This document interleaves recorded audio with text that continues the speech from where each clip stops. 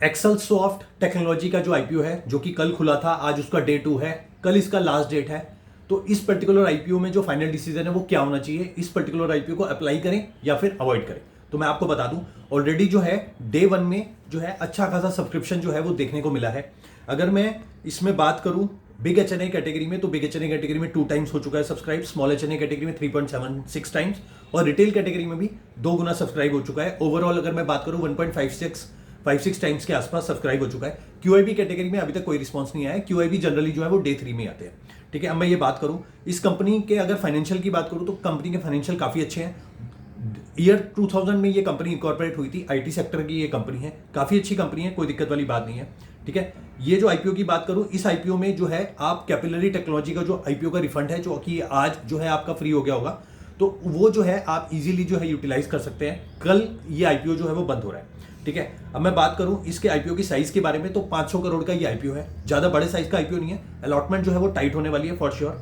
Price की अगर मैं बात करूं 120 रुपए का जो शेयर प्राइस है उसके अगेंस्ट में ग्रे मार्केट प्रीमियम लगभग 13% के आसपास चल रहा है, जो कि लगभग 15.5 रुपए के आसपास है।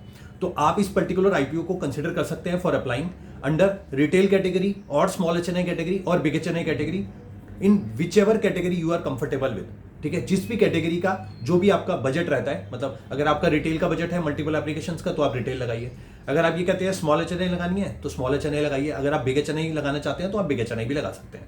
वैसे अगर देखा जाए तो 2 कैटेगरी जो है मोस्ट फेवरेबल होती है for the case of allotment, या तो रिटेल कैटेगरी या फिर बिग एचएनआई कैटेगरी। ठीक है, इन दोनों में जो है अलॉटमेंट के चांसेस सबसे ज्यादा होते हैं और सबसे कम जो अलॉटमेंट के चांसेस होते हैं वो होते हैं स्मॉल एचएनआई कैटेगरी में, क्योंकि आईपीओ का जो साइज है वो बहुत छोटा है। तो इसीलिए स्मॉल एचएनआई कैटेगरी में भी जो है ये बहुत ज्यादा सब्सक्राइब होने वाला है। ऑल्दो बिग एचएनआई में भी सब्सक्राइब होगा काफी और रिटेल में भी होगा, बट रिटेल और बिग एचएनआई में जो है कंपैरेटिवली जो चांसेस है वो ज्यादा है for the case of allotment. तो इस पर्टिकुलर आईपीओ को आप कंसिडर कर सकते हैं फॉर अप्लाइंग, और फिर जो इस पर्टिकुलर आईपीओ का जो रिफंड होगा वो सुदीप फार्मा के आईपीओ में भी आप यूज कर पाएंगे, कोई दिक्कत वाली बात नहीं है। ठीक है, तो इस तरीके से आप इसको कंसिडर कर सकते हैं फॉर अप्लाइंग। Thank you.